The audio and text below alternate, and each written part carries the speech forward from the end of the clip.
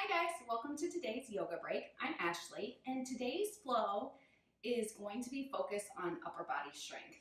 And upper body strength is something I don't really love to focus on because I don't have a lot of upper body strength, which is probably the reason I need to focus on it more. But sometimes we just shy away from the things that are uncomfortable, and this is definitely one of those things for me.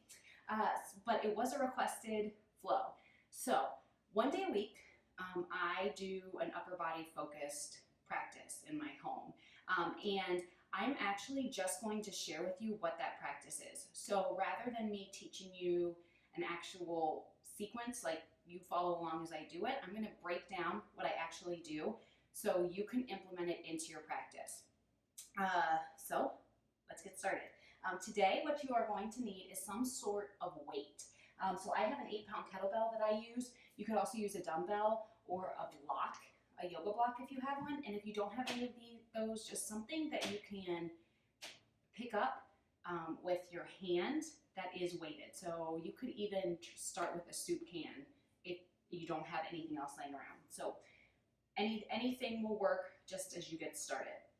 And when I am creating my upper body strengthening practice, I actually use Sun Salutation A as a baseline. So if you have gone to a vinyasa class, or if you have worked through my e-guide, and probably any online yoga class that you've done, you probably have done a Sun Salutation A. But I'm going to show you it, the baseline Sun Salutation A, and then how I interject some strengthening reps into it and make it an upper body flow. So I'll give you a couple options and then you can kind of make it what you need. All right, so first I'm going to show you a baseline Sun Salutation A, right? So if you follow a bunch of different yogis or you go to different yoga classes, they might do their Sun Salutation A's a little bit differently, but here's how I do mine. Feet together at the top of the mat, inhale.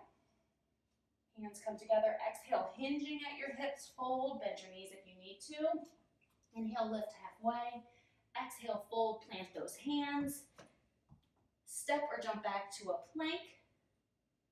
Chaturanga lower. Inhale, lift up into an upward facing dog, or if your knees are down, cobra. Push back, downward facing dog. Hold for about 5 breaths here. And then step or jump to the front of your mat. Find that forward fold. Inhale. And then exhale, hands to heart center. So it's pretty quick work through, but there is your Sun Salutation A baseline. And that just, well, side note, if you are pressed for time, a Sun Salutation A you can do that over and over and over, and that can be your practice for a day if you need it to be. Okay, so here is how I take that as my baseline and add some variations into it to make it more of a strengthening sequence, which if you do the Sun Salutation A, you're getting some strengthening elements already. Plank, chaturanga, holding that downward facing dog. Those are all upper body strengthening poses, but we're gonna take that up another notch today. Okay, so you're gonna start the same, inhale, lift. Exhale, fold. Inhale, lift halfway. And fold. All right, planting your hands. You're gonna step or jump back here. Now we're in our plank, right? So your shoulders are stacked here over your wrists and your core is strong, right? So here is your plank. If you need to, drop those knees down. That's okay. And maybe today you need to drop your knees and tomorrow you don't. We all have days where we're just feeling different. So let your body tell you what you need to do, because with some of these, all of these, I guess I would say, your form is going to be what makes it most efficient. So if you need to drop your knees, you're going to get more out of it than if you keep your knees up and aren't able to fully work that upper body strength. Okay, so whatever you decide to do here in your plank, I'm going to show you a couple of things you can do before you chaturanga. So first, you can bring your knees forward. So here's what I mean. So that left leg, you can pull up and back. Up with the right leg and back. Your knees coming to your elbow. And you can play around with that. You can swing that right leg around in there. swing that left leg around, okay? And you can do 5 or 10 of those, or whatever the number is that you want to do. Okay, another thing that I personally do when I'm in plank, I have my kettlebell out in front of me. I keep it on a towel just so I'm not dinging up the wood floor, but you could also just put it on your yoga mat if you have enough space. Okay, and so with the kettlebell in my right corner of my mat, I grab it with my left hand, pick it up, put it down on the left corner. Grab it with the right, put it down. Okay, and you're really trying to keep your body as still as possible. If you watch when I do it, I'm still rocking. So I'm working on getting that core strength and that upper body strength. It's kind of strong enough here where I have enough control and I don't need to move, and I'm putting all of my weight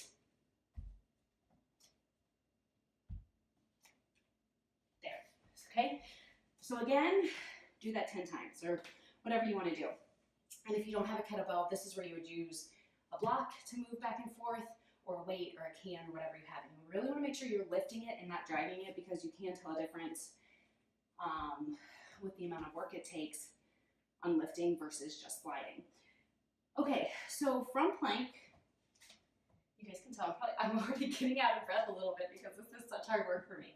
Okay, so here you are in plank, and even if you can easily transition from plank to chaturanga, you might want to drop to your knees here if you decide to add some chaturanga push-ups. And you can see my elbows are squeezing back. Okay, so here you are. All right, whatever you do there, if you decide to do that, do for me, it's do 3 of them. And then you're transitioning to your upward facing dog, or if your knees are down, to your cobra, whatever it looks like. Okay, and then push back, downward facing dog. All right, so downward facing dog is where we're going to get our last set of variations here that you can plug in to make it more of a strengthening flow. I'm laughing at myself because I'm just so ridiculously weak. Okay, so here we are, downward facing dog. Now, hands are planted, and these are going to be like a variation of a push-up. So you're going to lower your elbows and push up. Lower your elbows and straighten. Okay? And these are just so ridiculously hard to me. If you're able to, and if you're stronger than me, you can actually lower all the way to dolphin and then push up. But you can see, I just don't have that upper body strength, and what are you gonna do? You'll laugh at yourself.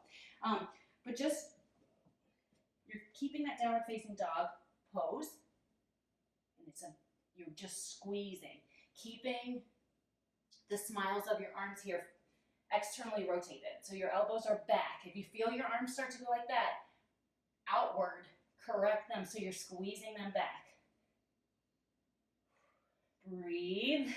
Keep breathing as you do it, okay? So try those out.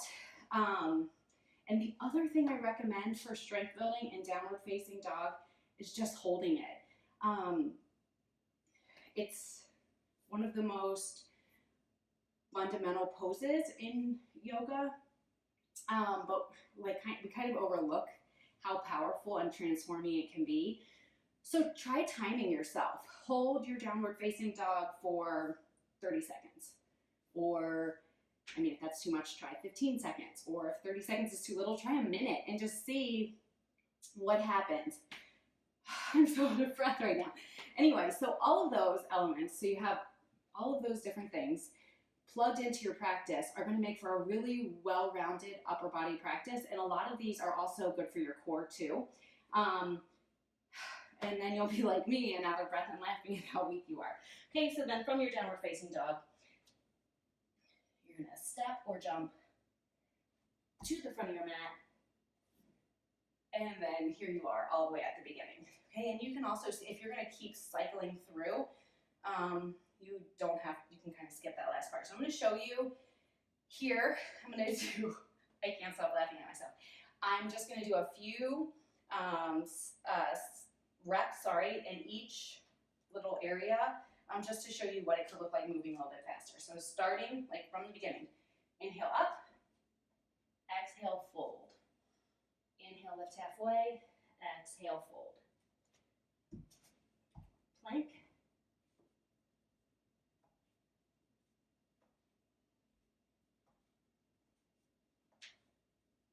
Knees to elbows here, back. I'm going to move my weight. Breathe. Back and forth. Control. Lift. Try lifting higher if it feels too easy.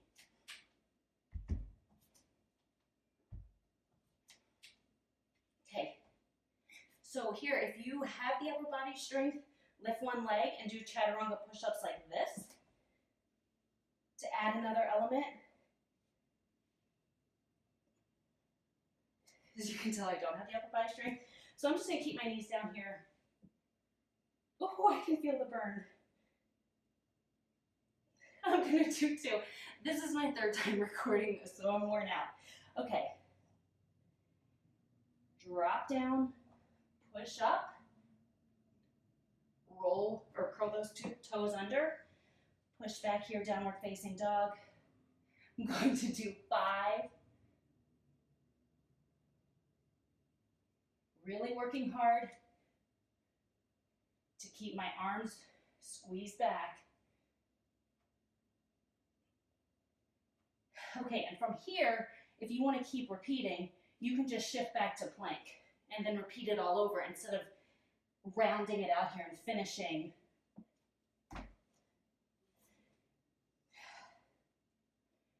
Hands to heart. Oh my gosh. But I'm finishing because my arms are on fire right now.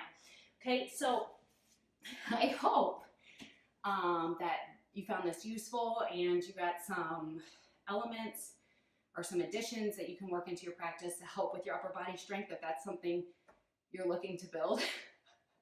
Oh my gosh, I'm so worn out. So if you have any questions, let me know. And again, check out Lizette. She is super strong and she's goals one day.